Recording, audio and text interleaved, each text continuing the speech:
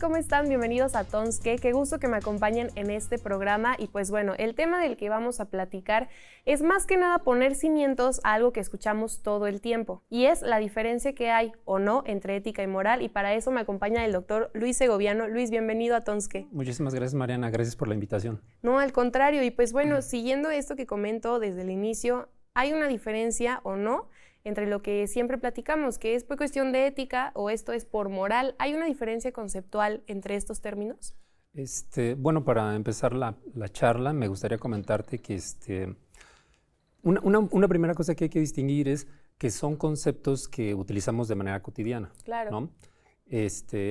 Yo, como les comento a mis estudiantes, es muy común que la gente utilice de manera intercambiable mi ética no me lo permite o mi moral no me lo permite, y realmente en el lenguaje coloquial pues no hay tanto problema en eso, ¿no?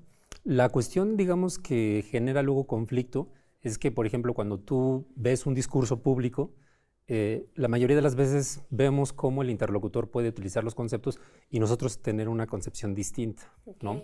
A la que usualmente nosotros manejamos, por ejemplo, y bueno, de ahí se derivan toda una serie de malas interpretaciones, ¿no? Particularmente en el ámbito de la ética, la primera distinción, digamos, entre moral y ética es que cuando nosotros hablamos de moral, estamos hablando de las normas, los valores, las costumbres, ¿no?, que un determinado pueblo, que una determinada comunidad sigue para regular su conducta entre los miembros de esa sociedad, ¿no?, o de ese grupo, ¿no? Y la ética en realidad es la disciplina que se encarga del estudio de la moral, ¿no? Que como una disciplina que no sé si sea social o no, pero tiene sus propios métodos, tiene su objeto de estudio, ¿no?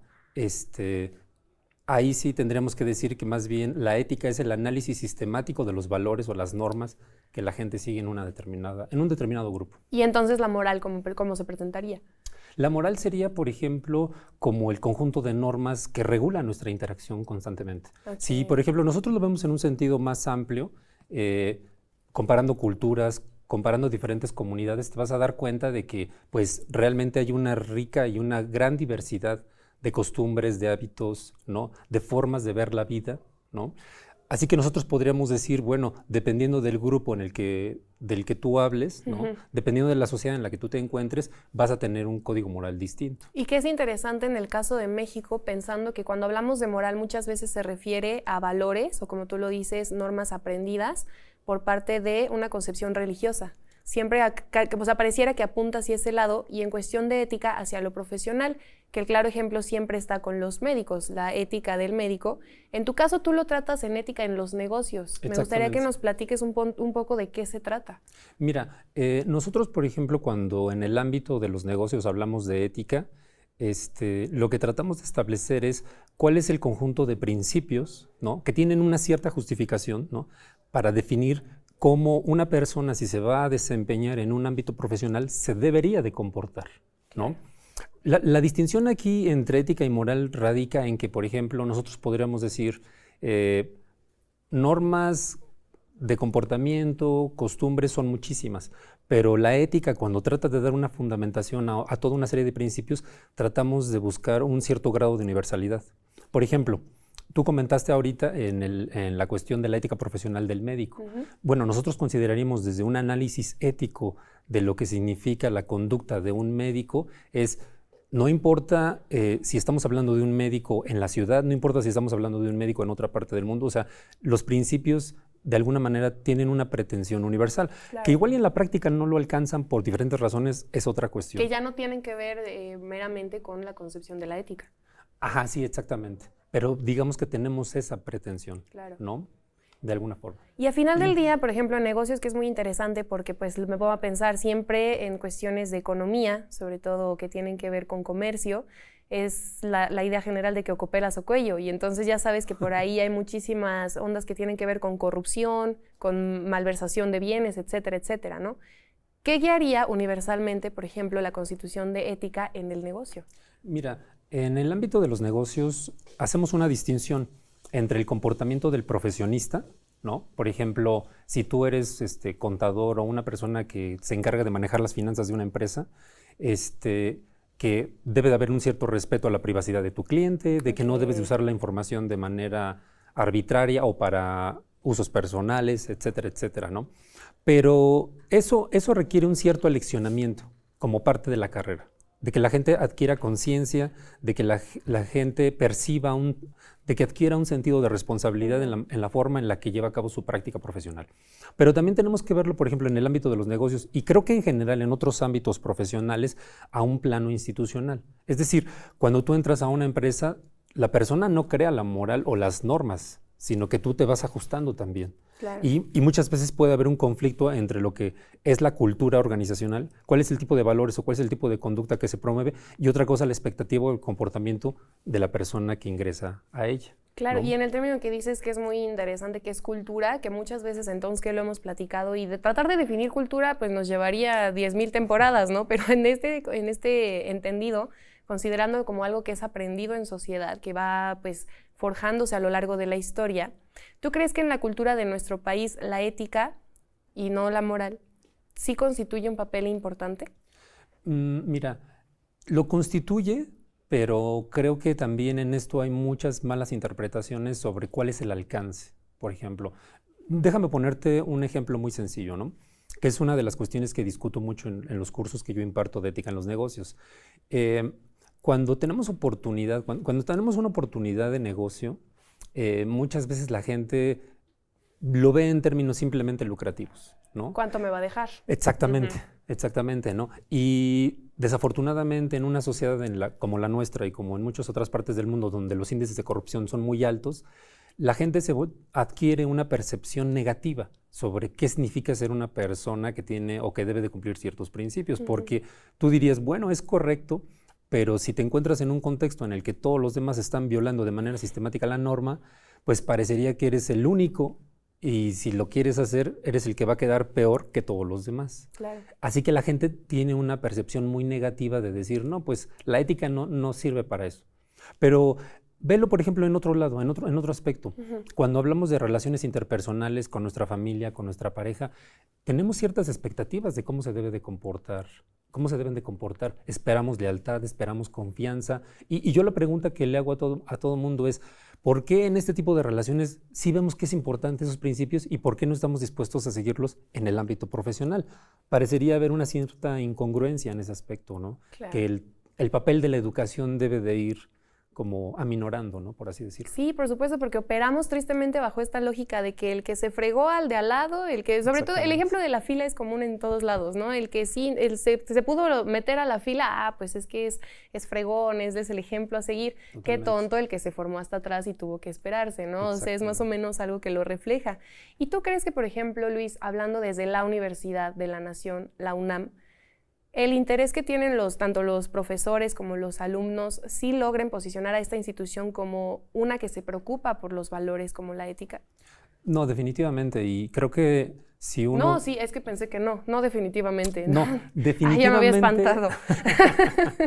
No, definitivamente lo es. La UNAM yo creo que se caracteriza como parte constitutiva, ¿no? De lo que es el perfil de egreso de los estudiantes, independientemente de cuál sea la carrera en la que se encuentren, es formar gente crítica, gente que tenga una participación social. Claro. Y definitivamente tener una participación social implica compartir, no ser indiferente a todo un conjunto de responsabilidades cívicas. ¿Sí me explico? Creo que eso es parte constitutiva de la universidad y bueno, de otras universidades. Yo estoy convencido de que en ese aspecto hacemos una labor fundamental, no solamente en preparar profesionistas, sino que también estamos seleccionando los ciudadanos del futuro. Claro, y te lo pregunto sobre todo por eso, porque en tiempos tan difíciles de transición, llámese política o de configuración social, etcétera, pues es importante tener el bastión, ¿no? O instituciones o lugares en los cuales acudir para que esto sí tenga interés y nuestra sociedad no se quede como un desajuste de millones de intereses, ¿no? Luis, me gustaría conocer tu opinión en tanto a qué tema sería para ti prioridad en los tiempos que estamos viviendo, donde la ética podría ser una solución viable y no tanto buscar a lo mejor políticas públicas o etcétera. Mira, yo creo que el tema fundamental, y creo que es una cuestión que en los últimos años ha ido tomando mayor relevancia, desafortunadamente por la urgencia a corto plazo, es el tema del cambio climático, ¿sí? Me parece que si hay una guía, ¿cómo decirlo? un contexto en el cual es urgente que que las personas adquieran mayor sensibilidad, conocimiento con respecto al impacto de nuestros estilos de vida en el medio ambiente, la contaminación global, etcétera, debe de ser el cambio climático. Y yo creo que ahí la ética, en diferentes vertientes, una ética ecológica, una ética social, debe de tener un papel fundamental, ¿no? para empujar a la ciudadanía a tener una mayor conciencia y participación con respecto a estos temas, que desafortunadamente tenemos la urgencia en la actualidad, pero vivimos el día a día como si en realidad nada pasara. Sí, exacto. ¿No? Solo cuando sale de pronto la imagen del osito polar muriéndose, como que te llega de pronto esa conciencia efímera, ¿no? Y ese término que usas, precisamente conciencia, me llama la atención, Luis, porque pareciera que de pronto abordar temas de lo que estamos haciendo, ética, moral, valores, virtud, etcétera, fuera en términos de lo que está bien y lo que está mal, y volver a una lógica religiosa, ¿no? En tanto que esta es del camino de Dios y que es del camino del diablo, ¿no? ¿Cuál sería una cualidad que tú nos pudieras decir que separe de ese contexto la teorización sobre la ética, por ejemplo? Una cuestión fundamental es que si nosotros lo vemos desde una perspectiva histórica, la ética, digamos, no como disciplina filosófica, sino la ética como enseñarle a la gente principios, claro, aleccionarla, no en una forma de ciudadanía.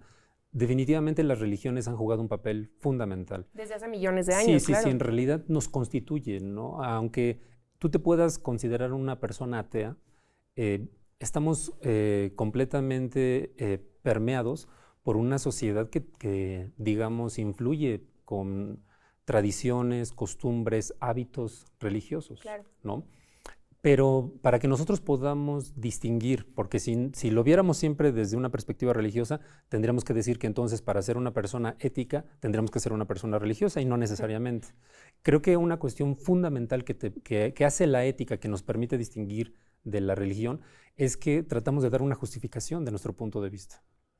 Cuando nosotros consideramos, por ejemplo, en el ámbito de la educación, que la gente debe de comportarse de cierta forma u otra, no solamente es como un precepto dogmático, claro, de que tienes que aceptarlo porque así está escrito, porque así te lo han enseñado.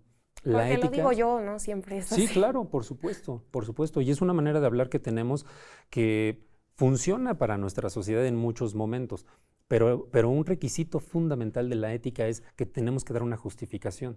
Si tú quieres que una persona adquiera un determinado comportamiento, tienes que tener evidencia para, digamos, influenciar a la persona que vea por qué es correcto actuar de esa manera y no de otra. Básicamente que se convenza, y como lo dices, no de una forma impositiva, sino por medio de la razón y pensando, claro, esto es viable o no es viable, ¿no? Exactamente. Y por el momento hagamos una pausa, Luis, porque más adelante es a donde quiero que apunte nuestra charla. Sale hace ya demasiados meses esta idea de una constitución moral en nuestro país, que es idea del nuevo gobierno, la nueva administración, y que el próximo año se espera que se ponga en marcha. Entonces, regresando, me gustaría que lo platiquemos un poco, ¿te parece? Claro. Sigan con nosotros entonces, discutiendo qué pasa con estos conceptos de ética y moral y cómo influyen al final del día en nuestra vida diaria.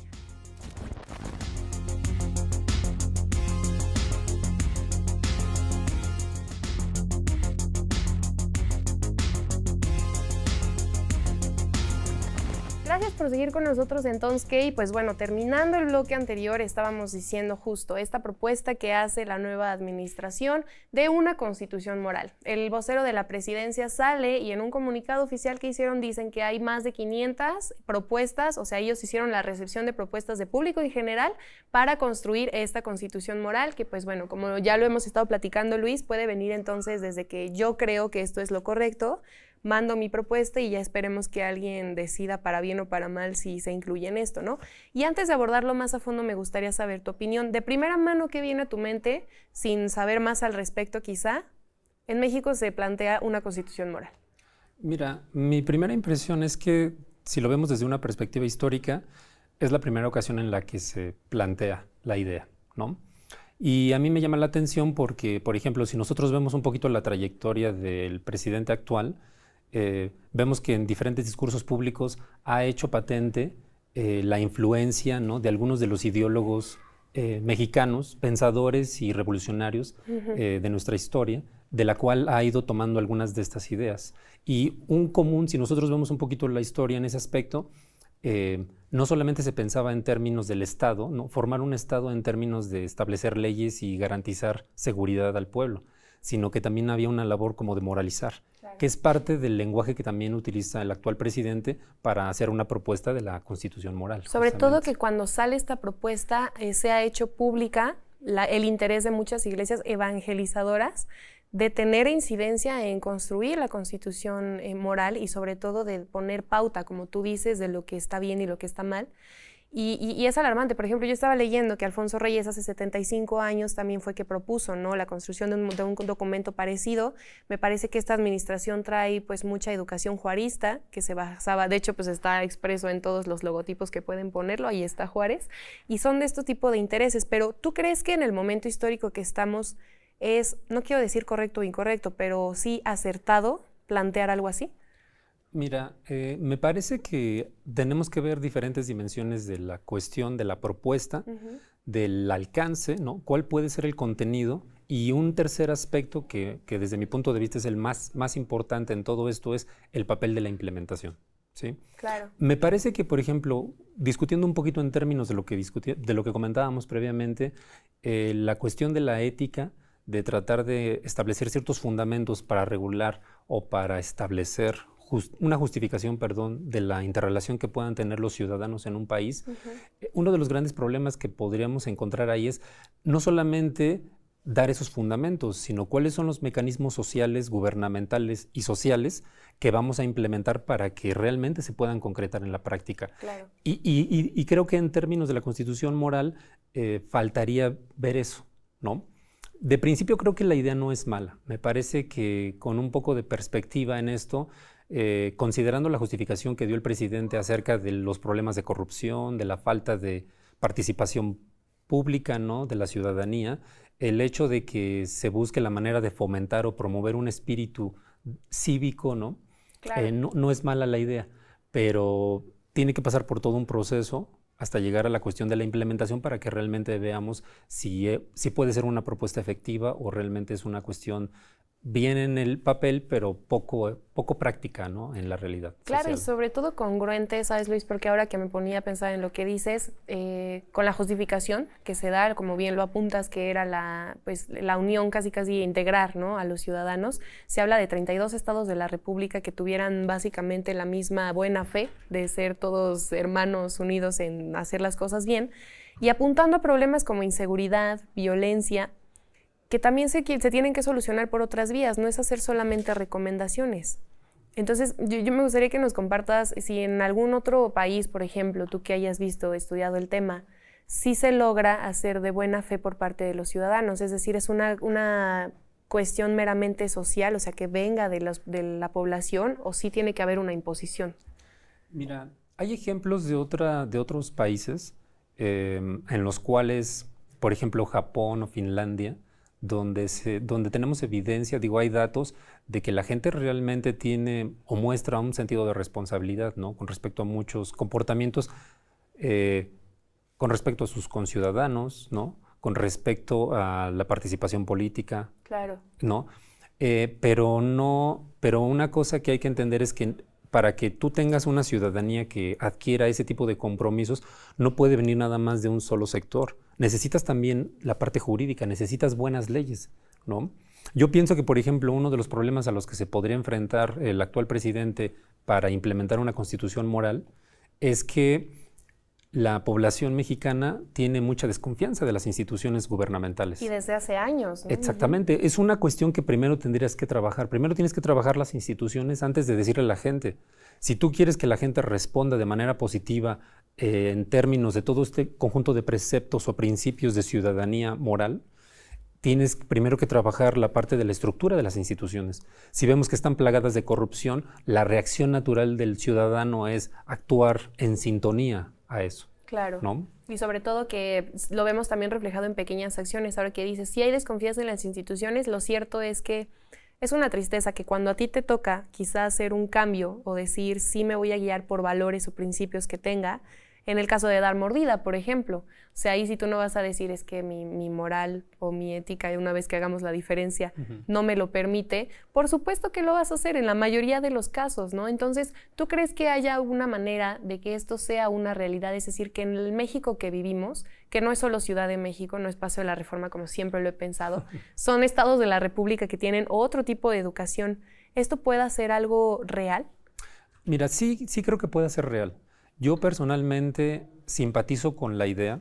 Me parece que entre las diferentes críticas que se le han hecho tanto en los medios de comunicación como diferentes sectores de la población académica, política, etcétera, es que, y comparto también parte de eso, es que es una idea muy ingenua. No es que no sea importante aleccionar a la población con un cierto tipo de educación pública, ¿no? Una forma de civismo, por ejemplo. De hecho, en la secundaria se lleva o se toma esa materia, por ejemplo. Pero me parece que la cuestión aquí es que tenemos que decidir o tenemos que trabajar la parte de la implementación. Te digo que yo simpatizo con esta idea. El problema es que, como todo lo que tiene que ver con la educación moral del ciudadano, es una cuestión que va a largo plazo. Claro. ¿Sí?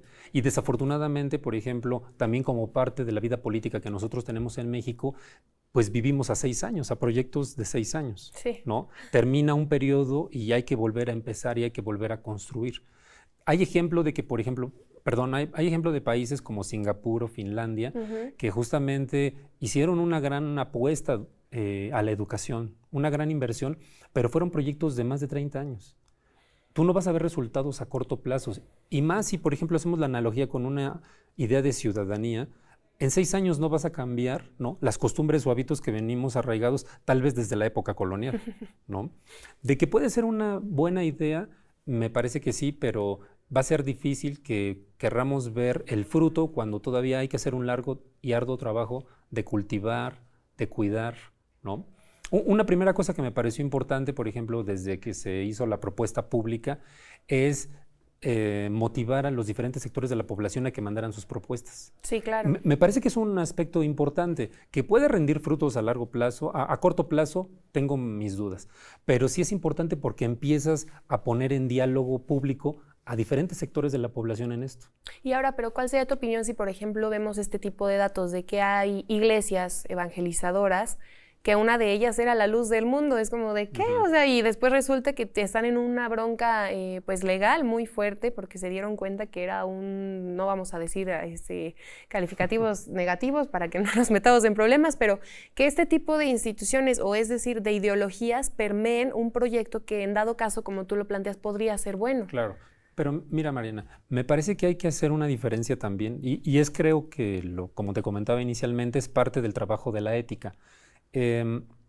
Nosotros sabemos, hay muchas instituciones religiosas que desafortunadamente en la época actual han salido muchísimos casos de pederastía y bueno, etcétera, muchos otros claro, delitos bastante graves.